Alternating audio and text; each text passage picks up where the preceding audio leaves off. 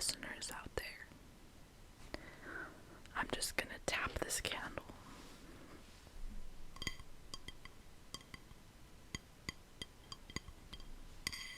That's disgusting. Hannah doesn't like it. Oh my god, okay, we're stopping. But I am so sorry about that, everyone. She insisted on doing ASMR at the beginning of this video. That was my little sister. You're about to meet her. So let's get back to your regularly scheduled programming. I can't stand you. Hello, everyone. Welcome back to Honestly Hannah, a new podcast hosted by me, Hannah Coda. In this podcast, I share all my honest opinions about all things going on in the world. I'm treating this podcast like my diary, and trust me, I have a lot to say. This week, episode 5, I have my little sister here. Her name is Madison. She is part of this Gen Z group of people. I am a millennial. I'm right at the cusp, though, and if depending on like where you search, technically the year I was born, they count in Gen Z, but I think I identify more as a millennial. Madison, do you believe you're part of Gen Z? Definitely not. What do you mean no? I'm definitely not. I think you're 100% No, isn't Gen there Z. one between millennials and Gen Zs? No. I think there is. No. So let's define millennials and Gen Zs. So the most common answer is that the millennial cutoff date is either 1995 or 1996. But it was 1999, and 2000 was when Gen Z started. No, Gen Z started in 1997.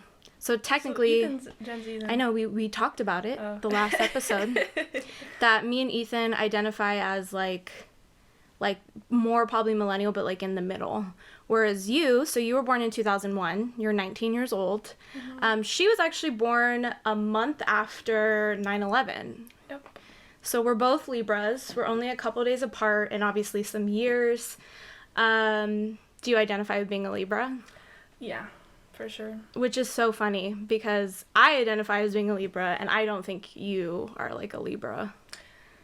Well, again, like going back to when I described as what a Libra is, we like balance, harmony, things to be just and right. Indecisiveness. Yeah, but on some things. You are just indecisive in general. I can be indecisive on some things and then really quick to decision on other things. That's true. I feel like I identify as the more spontaneous side of Libra. Yeah, and I don't. Yeah. I'm not spontaneous at all. You are like, what? There's this going on? Let's just go. Let's just go. Let's just go. I don't like it here. We're leaving. Like, it's very much That's squirrel. Libra. I think that's That is not Libra. I think so. No, I know it's a lot of not. Libras who feel the same way. I mean, I guess. Anyway, so you say you don't identify as being Gen Z. Why don't you identify as being Gen Z?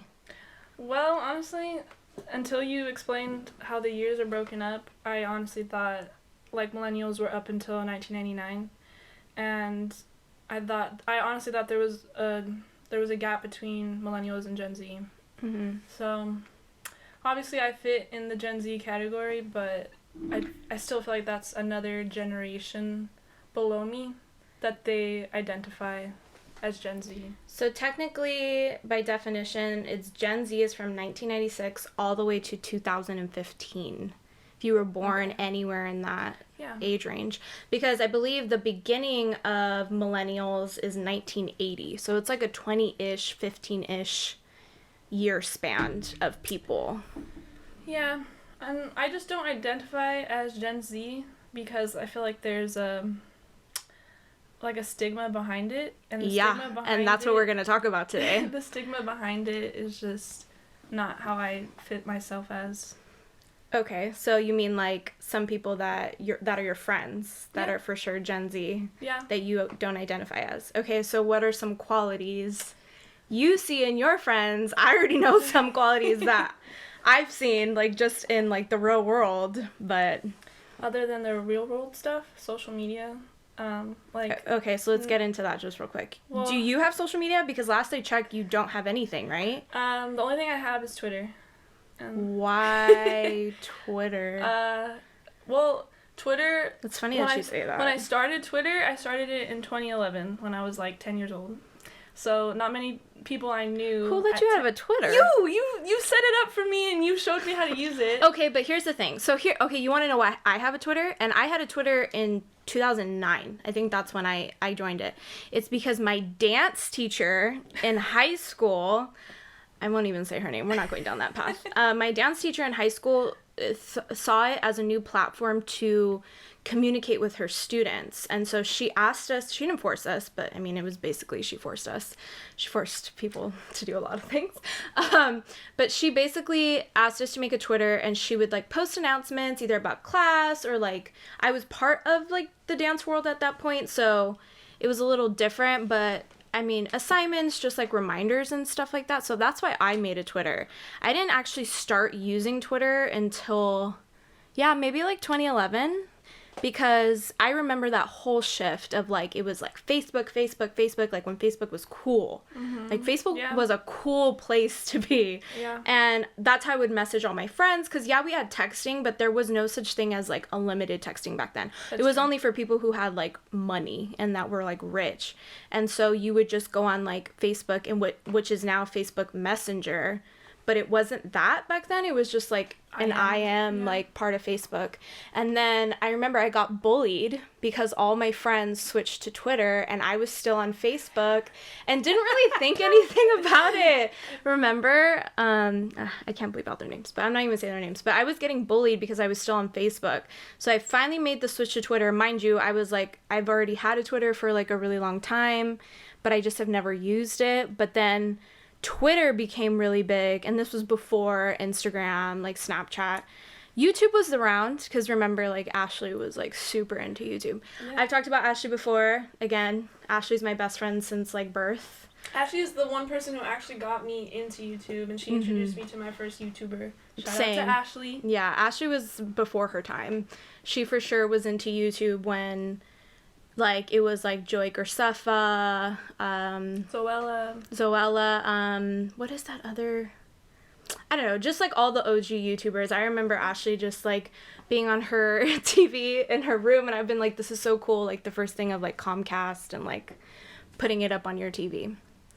But yeah, and like I wasn't into YouTube, but I remember YouTube was like kind of big back then. And so you have a Twitter now in 2021, so 10 years later. That is the app that you chose to keep out of everything. Mostly Why? Because the accounts I follow, I don't really follow anyone I know, not a lot of people, and a lot of people that I know don't follow me. So it's mostly just so you're like videos of dogs and it's a ghost channel, or it's a ghost Twitter. Well, I mean, sometimes like my closest friends and people close to me, I follow and let them follow me. So it's kind of like close friends on Instagram. Okay. But it's just my Twitter account. Do you get your news from Twitter? Yeah, that's another reason why. That's like my main thing. Yeah. That's the main reason. Like I don't really tweet a lot. If I do, it's like specifically for like my friends that follow me on Twitter. Yeah. Okay, so why did you delete all your other social media accounts? For that exact reason. Like Snapchat, I deleted, and Instagram. Just 'cause so me and Ethan were arguing over Snapchat in the last episode because he uses Snapchat and he says the one thing he uses. I don't know anyone that still uses Snapchat, like in my age range, which I think is like anywhere from like 30 to like 24-ish. Yeah, it's definitely falling off, I think. But I think he uses it, if he said this, mostly to just keep in contact with his friends. Yeah. Because his messages are green now. Yeah, we talked about that. Okay, so like Instagram? Instagram, I feel like it kind of just became like Facebook, how it's like ad driven. I just didn't like seeing all the ads, and I just feel like it got too cluttered. Like I wasn't seeing the information that I actually wanted to see. Okay. And Snapchat too, it kind of, I don't know. What about TikTok? I've never had a TikTok. So this is also what we talked about. I just made a TikTok for my podcast account. Oh yeah. And everyone was telling me that like you're gonna be addicted to it. Like it's the best place to like get information and to like grow your brand. I haven't been on it like really at all. Just to like post stuff for my account. And like I'll like watch some of my friends' stuff. But in terms of like going out there and looking for like TikTokers, like I don't do that. So now, but you're still into YouTube. Not as much as I used to be. I don't Okay. know. I think once I got off of all those other social media platforms, like, noticed I started using Twitter less, YouTube less, just like my phone less. Okay. And that was a conscious decision you made? I thought you stopped using it because, like, it was very toxic for you. Yeah, that was probably like what drove me to do it, but I had been thinking about deleting everything for a long time just because I don't know, I feel like I'm very aware and conscious. So I was noticing what it was doing to me and more importantly like my friends, and I could see it from outside how, I don't know, just affects behavior, and I didn't want to be like that. I think your generation, so I was like researching a lot of stuff between Gen Z and millennials.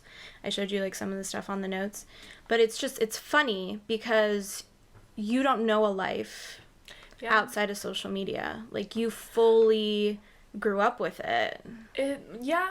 But that's why I say like there's another generation below me of Gen Z, because they really, like, they were born in cell phones. Like touchscreen cell phones were a thing. Yeah. When I was born, cell phones were for people who had money, and they were not unlimited text message or didn't have internet or anything on them. Mm-hmm. So I got to live through that part where there was still no phones. What age did you get a cell phone? I don't even remember. Was I there? What age did you get a cell phone? No, actually I was in 4th grade. 4th grade. Yeah, I got a Wow. BlackBerry. A BlackBerry? When did you get a BlackBerry? I don't remember this at all. Yeah. Who bought you a BlackBerry? Mom, remember how it was like once you got into like 7th grade, or you promoted from 6th grade to 7th grade, we got a phone. Well, that was because of me. Yeah, Because okay, so didn't happen for me. here's the story. So obviously, I think we all got to a point, at least if you grew up in this era, that at some point, like, you needed a phone. Like, and I don't mean this in the sense of, like, okay, any parents listening, like, I know there's some people who, like, obviously listen to this who have kids and, like, are trying to decide this for themselves. Like, what age do I give my kid a phone? Like, a fully working phone, right? Not just, like, a little iPod or just, like, an old iPhone that just has internet on it. Like, a legit phone where they can, like, contact their peers, their friends, because I feel like a lot of, like, what's going on today is they need their phone to literally communicate with their classmates because their teacher, especially during COVID, like their teacher wants them to interact that way or whatever. With me, it was very much not like that, but my parents were very much like, you want your phone? Well, you're gonna have to pay for it. Like, there was no, like, let's sit down, let's talk about a plan, let's get you a phone, like, what phone are we getting you? Are we getting you the new iPhone? Like, no. The first phone I ever bought, I saved up my money. It was a flip phone. It was a flip phone, and it was a prepaid phone I literally got from, like, Walmart or something, and I saved up all my money, and Nana took me, our grandma took me to go buy this phone, and I remember every month, like, I had to pay for, like, minutes, and it wasn't even a lot of minutes either. No, it was like, gosh. And that's kind of how I learned. And then eventually, I remember I was, like, crying to Dad, like, I wanted a chocolate. That little flip, The like, slide one? the slide one. I wanted a chocolate so bad. Like, I never wanted a Sidekick or a Blackberry or any of those. I wanted a Razor and then a chocolate. And then eventually, like, down the line, a couple Christmases, like, finally, when I got to high school, I finally got on, like, a real plan. And it kind of went from there. But I remember you started complaining when I got my flip phone. You started complaining. And mind you, we're 6 years apart. So if I'm 12, then you're 6 years old, right? Yeah. So you started complaining that you needed a phone and whatever. And I remember I was so pissed off when you got a phone in the 4th grade. And you didn't even have to pay for it. I don't remember it being a BlackBerry. But I remember I was so mad because I was like, how dare you? That kind of just shows you how fast it blew up. Like, within those few years that you got that first flip phone, a few years later, everybody has a phone now, like that. So it doesn't surprise me that every kid now is dependent on a phone. Do you think you could live without your phone now that you literally don't even have social media? Yeah, there was a point where I was like, oh, no. Everybody's like that now. They depend on their phone. But I was like that at a point, but then, slowly, I don't think I would need it. That's only to keep in contact. Crazy, because I feel like there are certain people in your generation that feel that way, because it was information overload for all of you, I think. like I said, like there was a point in my childhood where there was no social media. I did experience like online bullying. I mean, nothing I couldn't really handle, but it did bother me. But eventually it was kind of just like whatever. And the point I'm making for this is that I don't feel like social media is toxic. And I've never really felt that way. Like, I always get my information from social media. Like, if you look at the people that I follow, like on all of my private accounts, like if not 75% of them are verified, and it's literally just people I want to follow. Like, it has nothing to do, like, yeah, my friends, like, here and there, and like my coworkers and stuff like that, like, yeah, sure, I'll add them, but for the most part, like, the people that I'm paying attention to are like verified. That's like kind of where I get my news. So it doesn't, and I can like turn off my phone at any time, but I don't think I could live without my phone because of the texting, because of the calling, just like with everyone, like not even just Work. work. I mean, that's crazy. I'm really surprised that you could say that though, that you could live without your phone. I think I've been trying to get to that point slowly. But I do think it was because, like, I remember you sharing with me, like, social media was a very toxic place for you. Yeah. And I just feel like I never got to that. Like, especially in my childhood. Like I was gonna say, know. there's so many different sides of all social media platforms. Like, I'm the same way. I like to follow people that I know or things that I want to see. But there's some people who, you know, like they spend hours on it and they find deep ends of TikTok or deep ends of Instagram. Mm-hmm. And then you just get fixated on watching things that probably are not too good for your brain. And they don't even realize it. Yeah. So, and I would find myself, that's why I can say it, because I found myself going into these same traps, just getting lost on some weird side of Instagram. And I'm like, what am I doing? Yeah. Like, and then it just got to a point where I was like, this doesn't even entertain me anymore. Jeez. So do you think that your generation is going to keep on, like, with different social platforms? Yeah, I mean, I was even thinking about this, like, even yesterday, I think it was, TikTok was literally nothing, like, a year ago. It was Musical.ly. Like, literally, yeah, that's what it was one of those. It was Musical.ly, and then, I mean, but then, like, the concept of it was, like, Vine. But then you see all these, like, influencers who are getting paid by TikTok to... Yeah, but they don't get paid that much. So that's why most of them went to YouTube, and that's why I asked, do you still watch YouTube? Because a lot of the YouTube community right now is, like, upset because all these TikTokers, because you can make money off of TikTok, but it's nowhere near the amount of money that you can make on YouTube from AdSense. That's where you start, is TikTok, and then you move to YouTube. But I'm saying, like, influencers on other platforms, I think this is what I got from the whole situation, how TikTok blew up. I remember, like, a year ago, I was seeing a lot of people, like, influencers on other platforms with lots of followers. They started promoting TikTok. And, like, it went from, like, I would just see one person promoting it, so now it's, like, all these huge influencers are promoting it. So, of course, it's going to blow up. Yeah. So, I think it just depends on whatever platform wants it most. So, TikTok wanted it, and they went out and got it, and now they have as Do you think it was, like, TikTok's marketing, you mean? Okay, so if you think another new app comes up that's like TikTok... Because here's the thing. I think TikTok also... I don't know, because, like... With Vine, you remember it was like, what, 6 seconds, right? So it was like, okay, how can you catch my attention the fastest, right? Whereas TikTok, you can do it, what's the longest a TikTok can be? Like a minute, right? I think it's like a minute. I think it's like a minute. And so it's not even like, I don't know, a minute to 6 seconds, like that's a way longer time. Yeah. And so, I don't know, I'm just saying, like, if you could guess the next social platform...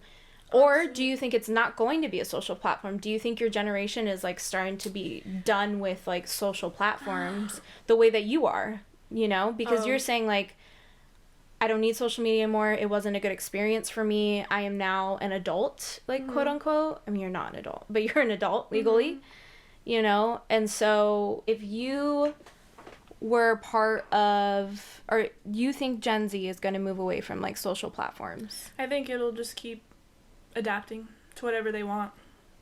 But what do you think that they want? Something even more remote than it is right now.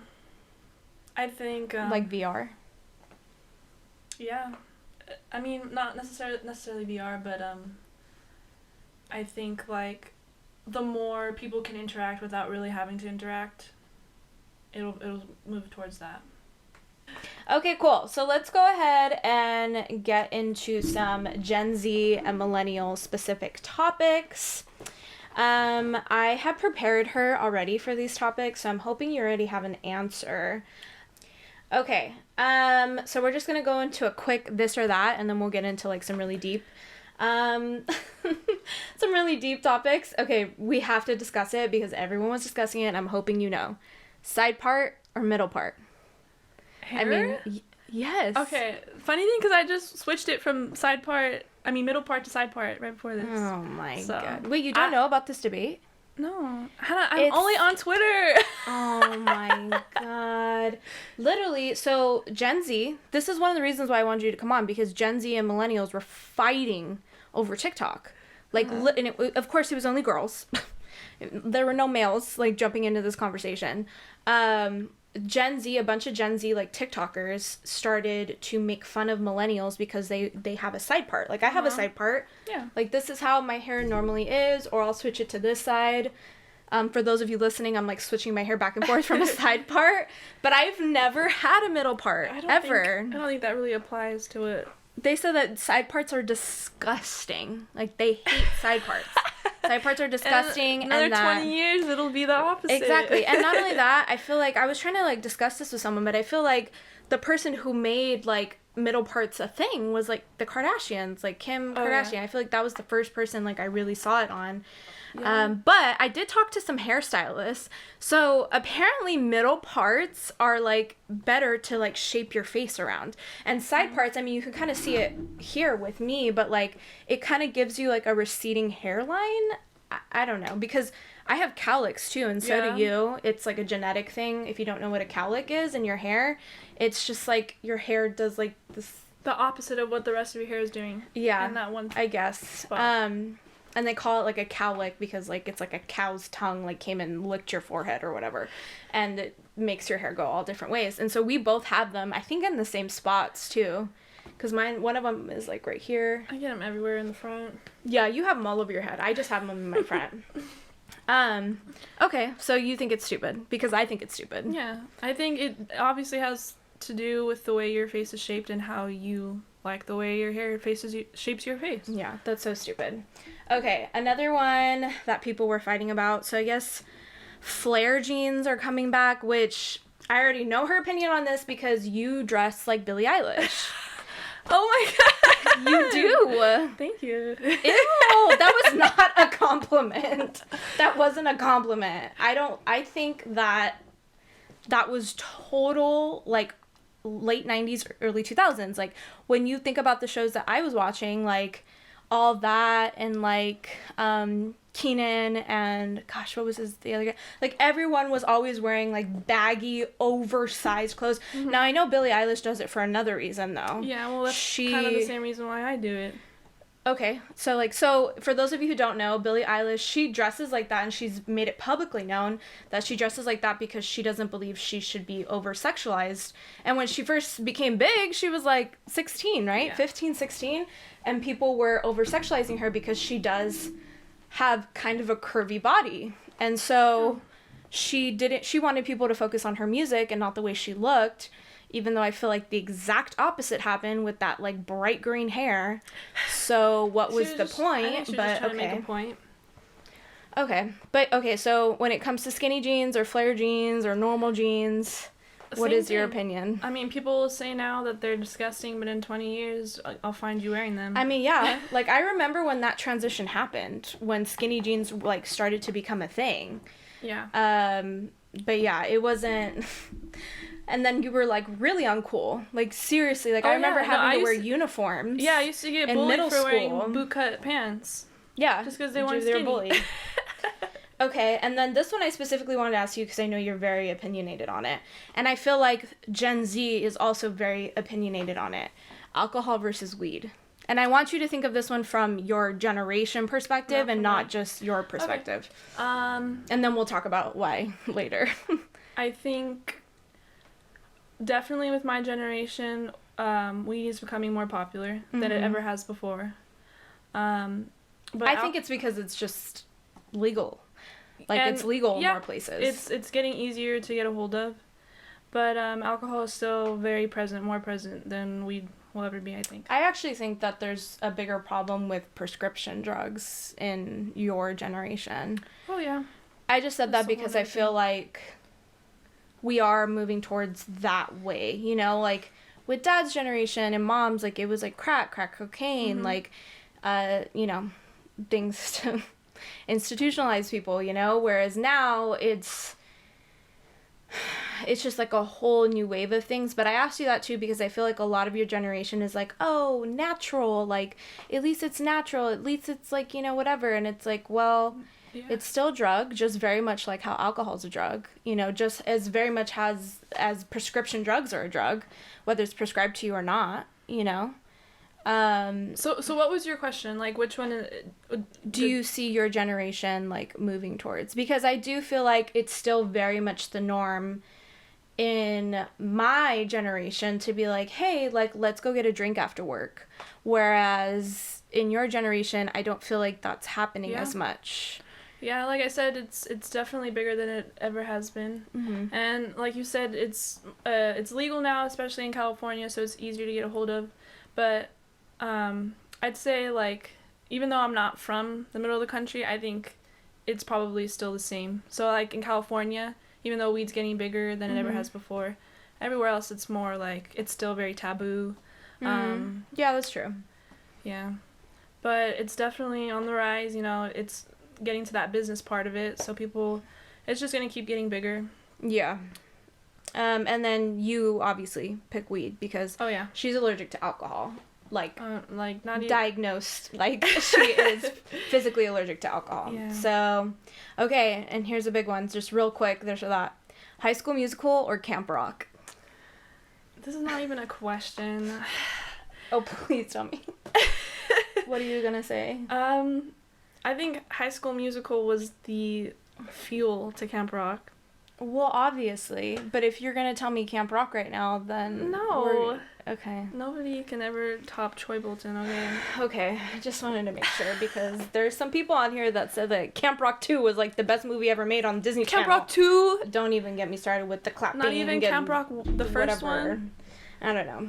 Okay, so now I just want to talk about some things that I looked up. Like I said earlier, I was researching like the differences between Gen Z and Millennial that are pretty apparent here today, and they range in a whole different like group of like different topics, right? So apparently, Gen Z people would rather find their dream job than be financially stable, whereas millennials would rather be financially stable than really pursue their dream job. Do you think that that's true? Yeah. And because of social media. Because they want to be the YouTuber or the TikToker. Yeah, or whatever they it just is. see everybody finding their dream job and getting what they want, and it's making not realistic. easy, but it's yeah. easy money. It's easy money. I mean, Yeah. we've even had this conversation. Like Madison is in college right now. She is going to a university during COVID. This is your sophomore year, right? Yeah. So she still has a little ways to go, but she is in college, and we've talked about this a couple times of how realistic like it is like right now for you to have a degree, you know, and like what are your options like after college, like, or even right now, like if you wanted to not go to school anymore and to like find a full-time job.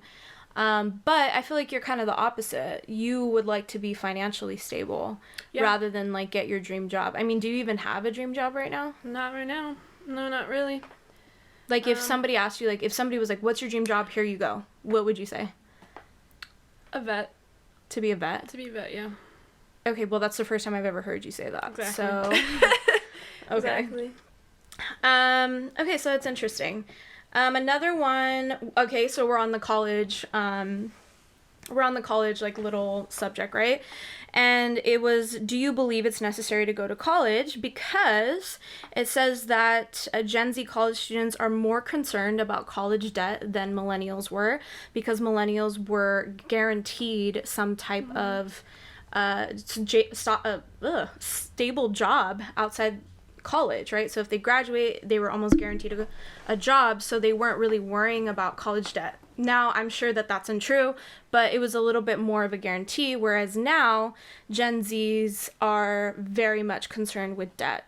Do you think that that is true? And they're second guessing their whole college experience. I know a lot of people who went to college their first year and realized they could be doing everything that they wanted to be doing without school. So they'd rather just stop going to school and not have to worry about debt. I don't know though, because I feel like that happens to everyone. Yeah. Because that happened to me too. Whereas like the first year, people went away, people went out of state, people went to all these different things, and then they ended up coming home because they were miserable and they didn't want to deal with it. So that does happen. Yeah, there's always those people who do come home, but I think it's not just in my area. I think it's globally, or at least across the country, where kids are seeing that they can do what they want to do without having to have a degree. Especially because, like, creative stuff. And because they're seeing a lot of people on social media, you know, get big with just social media. So why can't they? I just don't think it's not sustainable. Exactly. So, it's not realistic. Yeah, so that kind of frightens me, you know, in 10 years, like, what is our economy going to be? Ew, I don't want to talk about that. Okay. What is with the handguns? Why do you feel like you need to talk always with, like, something in your face? hand literally, gestures? like, that's an everybody thing. I think that's no, like that is where you not come an from. everybody thing. No, this is like a real thing that I researched. Really? Like apparently Gen Z uses their hands to talk a lot more. I don't think I do. And maybe that, because so. they're always being recorded, Or maybe it's like they don't really know how to express themselves too well, so they're using their body. It's very deep.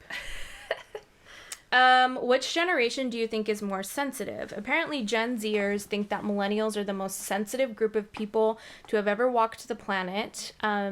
And it's because of and Gen Zers Like are not cancel sensitive because of everything that you've had to like live through, right? So you were born, and this is why I mentioned it at the beginning, you were born a month after 9/11. Up until then, our country had never like really experienced anything like that, and then you lived through a recession which directly affected the both of us, right?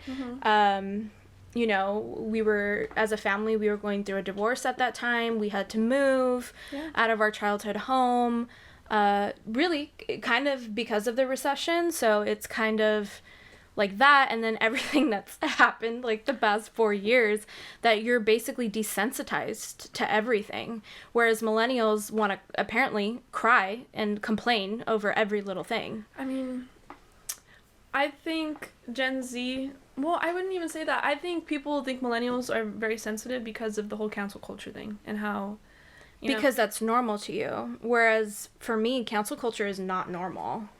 Like, so I feel like I was raised in a very forgiving place. Like, so I feel like this also has to do with how we were raised, right? So obviously we were born and raised in the same household. However, I feel like I was raised by the baby boomers, aka like Nana and Papa, whereas you were raised by mom and dad. Like, and that's just how it was, because when I was younger, my parents were both working full time. And by the time I kind of got to a place where I was a teenager and living on my own, like, you know, that's when my parents were able to step in with you and kind of Ethan. Yeah. But I was raised by Nana and Papa, so it was very much like forgiving. Like, you're supposed to forgive people and like really and try to understand them, whereas your generation is like, no, they're not respecting me, like, canceled. They're saying stupid things. They're saying insensitive things, incorrect things, canceled. I think your generation is part of that too, though, because of the way that you guys were raised. You've had to take all of the stuff that you shouldn't have to have taken. Yeah. And I think cancel culture comes view. mostly from you guys. Yeah, so do you think that we're still the more sensitive ones? Yeah, if you're comparing to Gen X and Gen Z, I think, you guys are probably the more sensitive. I guess. And then finally, what is your stance on the milks? Do you drink whole milk, 2% milk, almond milk, or oat milk? Okay, this is crazy because I just got introduced to unsweetened almond milk, and my life has changed. Gosh. Oh, God. I know I'm really, really late, but I've been drinking just whole milk my entire life until I No, swear. we have not. No, we've been drinking 2% milk. We No. don't drink whole milk. We drink 2% Right, milk. whatever. Cow's milk. Cow's milk. And up until 2 weeks ago, I didn't even know what almond milk tasted like. I tried it, and I'm never going back. I've always wanted to make my own oat milk, Mm-hmm. but I really love oat milk too. Everything else, cashew milk, what else is there? Soy milk? Nah. Yeah. Okay, so we're going to go into our final section now, which was questions from all of you. So I asked you all if you wanted to ask my sister any questions while she was here on the podcast. So we're going to go ahead and switch over to that.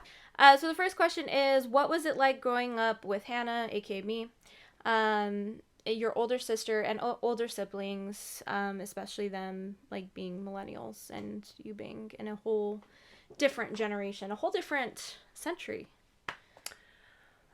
Well, growing up with Hannah specifically, she's obviously my older sister, and we're the only two girls, so we shared a room. Oh my god, yes. Yeah, for a while. And there was I feel like at that time there was it felt like a bigger age gap because we were so young.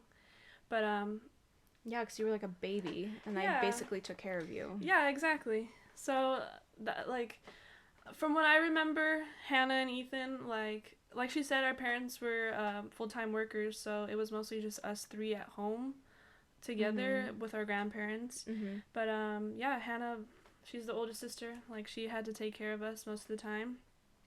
And as we got older, I think the coolest part, or one of the coolest parts of having an older sibling is, like, it helps you meet people. Mm-hmm. So there was a lot of people that I met because, I don't know, maybe their older siblings knew of my older siblings. So I've met a lot of people through Hannah. Another thing, growing up with her, she was always performing. And I think I really miss that a lot, seeing her perform. That was, like, one of my favorite things. No one really knows. Like, in my adult life. Yeah, I think you were born to perform, whether you feel that way or not. But instead, I just help people perform now.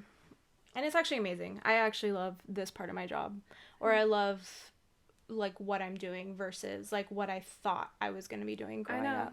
And that's the crazy thing, because I remember one day you auditioned for something, and I remember you just coming home and telling me, I'm so sick of this, I'm going to be the one deciding whether or not these people get in or not. And I was like, okay. Which is literally what happened. Yeah. Which is... Mm-hmm. Well, you know, well, not 100%. We're getting there, but yeah. I mean, I think I've always known that I wanted to work in the entertainment industry. I don't think I honestly thought about doing anything else. Yeah. And it's just always been like that. So, where do you see your generation in 20 years? Because mind you, so you're 18, 19-ish now, right? All the way up until, like, early 20s. So when you're in your 40s, where do you see your generation? If you would have asked me a year ago, 2 years ago, it would have been totally different. But now that everyone's been stuck inside their houses for a whole year, I have no idea what everything is going to look like. I don't think anybody does. I just mean, like, too, like, I know you probably haven't thought about this a lot, but, like, your kids. Yeah. I mean, she doesn't have any kids. She's not pregnant, and she doesn't have any kids right now. Neither do I, and neither do my brother. But, I mean, just thinking about your kids and that generation. Yeah. It's definitely something I think about a lot, especially with how phones are so invasive. But I think at that point, when I do have kids, technology will be even crazier than it is right now. Even if it's just 20 years from now, it's growing exponentially. It reminds me of, like, Phil the Future. It's going to be... I honestly have no idea. But then the next 10 years, 5 years, it's going to be crazy. So who knows, 20 years, we might be on freaking... Mars. Finding another We just planet. landed on Mars, actually, this past week. We're making our own planet. Yeah, that's true. It's going to be like that one with Matthew McConaughey. Interstellar. There you go. That's a great movie. If you've never seen it, please make sure you watch it. It's amazing. Do you plan on getting the vaccine? And if you do you think your, like, generation is, like, pro-vaxxers, anti-vaxxers? Oh, yeah. I think, do you believe in science? I will definitely get the vaccine, especially because I'm able to get it as soon as possible. I could have gotten it. I could get it this week if I want to, but I just haven't yet. But I think my generation they're all for the vaccine. I think it's... I mean, they're pro-science. They believe in science. Exactly. Because that's all we've known is science. Mm-hmm. Like, our parents' generation, I remember her telling me, like, there was a time where they didn't even really know what DNA was. Yeah. And do you ever watch Forensic Files with Mom? So our mom likes to watch Forensic Files, and I was watching it the other day, and like DNA, fingerprinting, all of that stuff. I mean, it had obviously had been around, but it wasn't believed. Bulletproof. It wasn't what it is today, supported. Right? Yeah. But no, I think that's the biggest accomplishment for us is that we're way past the not believing in science. Like, it's just... I mean, I freaking hope so, because even me, like, I feel like I haven't lived a world without science, but I do know people my age and a little bit older that are like, no, I'm not getting the vaccine. Like, well, no, why would I? No, I'm going to get a stroke. I'm going to get this. It's blah, blah, blah. If like, you actually know the science behind the new vaccine, it is a little scary. It's brand new technology, so I can see why people are not trusting. But also, you learned about that brand new technology, whereas, like, my generation and even my generation, we weren't... Like, I remember that, like, talking about that in biology and stuff, and, like, it being kind of a subject, vaccinations, but not really, not to, like, not RNA. Even the vaccination for COVID, this is a vaccination that we've never seen before. This is the first time they're using it in humans. Right. So, I can get why people are skeptical, but... Obviously, we're making these vaccines based off of vaccines that we've been using for hundreds of years. Yeah. So, okay, so then in that sense, once you get vaccinated, what's the first thing you're going to do? Or, like, what's the first thing you're going to do when COVID is over? Go get my nails done. Yeah, I was telling them I haven't gotten my nails done either. Just personal care, like, stuff I haven't been able to do normally. I know. Ethan was saying that you're supposed to give him a haircut. Have you given him a haircut yet? He hasn't had a haircut in... I mean, me either. That's why my hair's so long. No, but you know Ethan. Yeah. Yeah, I've been pressuring him to let me give him a haircut, but he's the one that won't let me, so... Whatever. All right, so I am going to jump into the news portion really quick. I have been waiting to tape it because I want to watch the Golden Globes first, which I'm going to go do that right now, and then I'm going to tape the news portion. Madison, is there anything else you want to say before you leave? No, I just want to say thanks for letting me talk. Okay, like I wasn't going to let you talk? And also, everybody go listen to Face the Dog on all listening platforms. Who are these people? These bones. What? Who are these people? Just go look up. Are they on Spotify? Where can they find them? All listening platforms: Spotify, Apple Music, SoundCloud. Go ahead. What type of music is it? Everything. No, what type of music is it? It's everything. Alternative, pop. There's a little bit of everything. EDM. They have R&B. I would say they have EDM. They have... Oh my god, so they're Gen Z. That's what their category is. They're a little bit of everything, but go check it out. Okay, Madison, thank you so much for being on my podcast. I am now going to jump into the news. All right, everyone, let's go ahead and talk about what happened last week.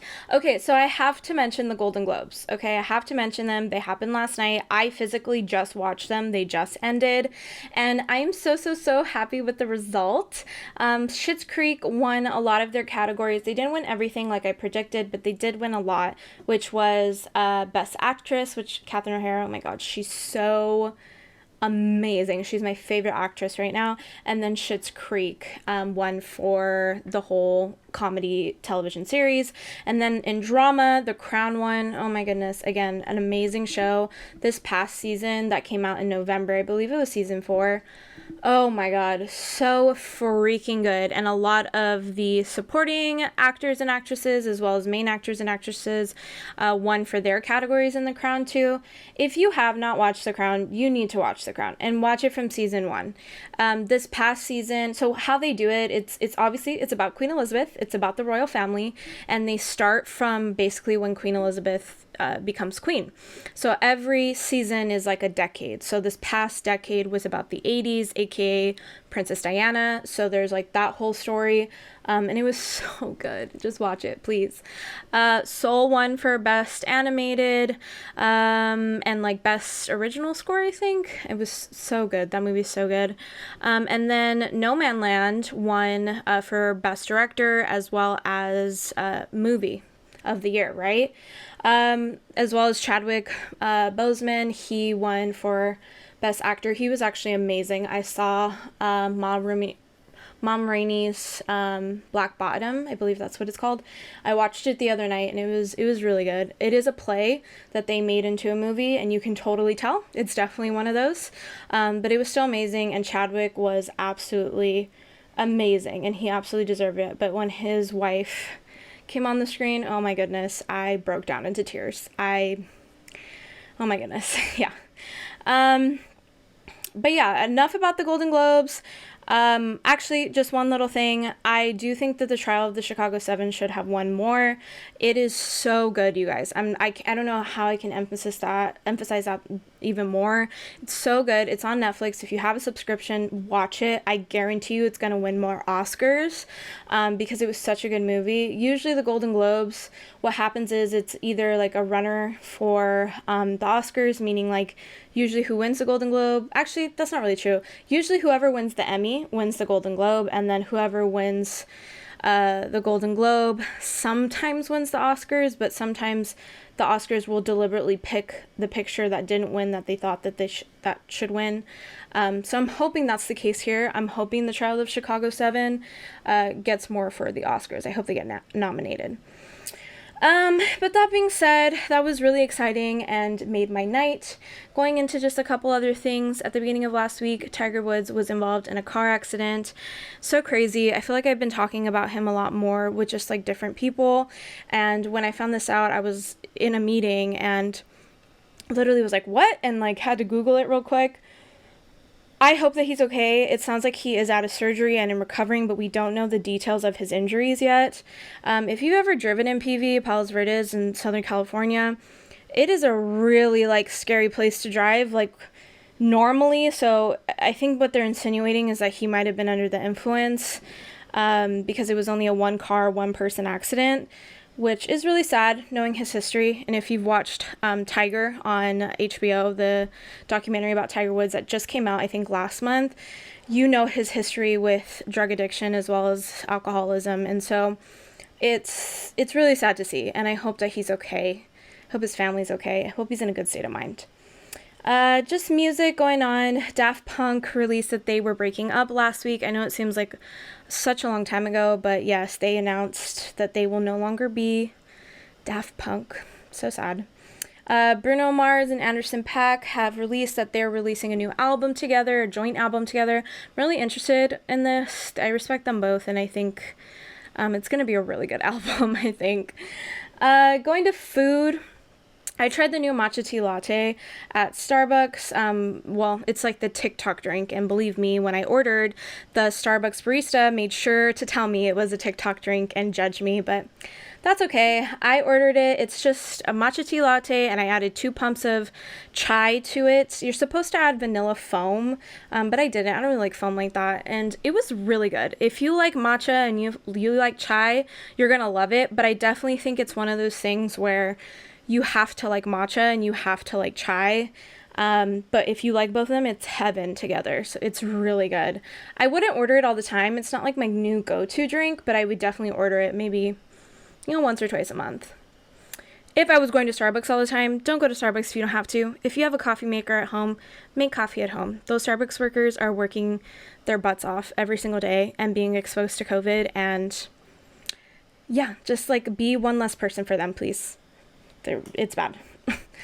Going on in the world, so I believe Europe announced that they're going to be opening up on June 21st.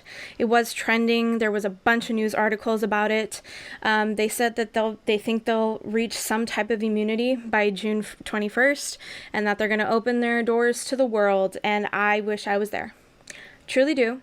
It's great for Europe. I believe it might have been just Britain, so don't quote me, but I do think there's some part of Europe that's reopening, and says that they're going to be good. And that's amazing for them. I would love to be in Europe this summer, but I don't think that's going to happen. But I had to mention it because if you are going to Europe, please just be safe. Get vaccinated before you go. Don't be one of those people. Before you go anywhere this summer, please make sure you get vaccinated. You don't want to be one of those people who goes and spread diseases, you know?